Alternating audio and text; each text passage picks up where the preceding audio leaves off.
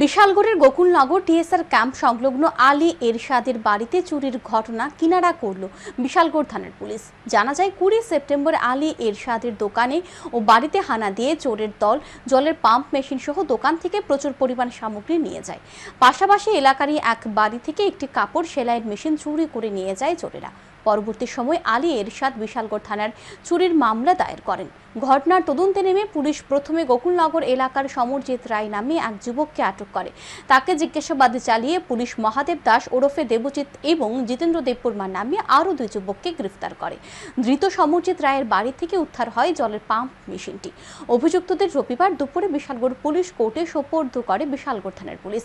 বিশালগড় থানার ওসি জানান, এই চুরির ঘটনায় আরও 2 জনের নাম জানা গেছে। তাদেরকেও জালে তোলা হবে। পাশাপাশি চুরি যাওয়া সামগ্রীগুলি উদ্ধার করা হবে।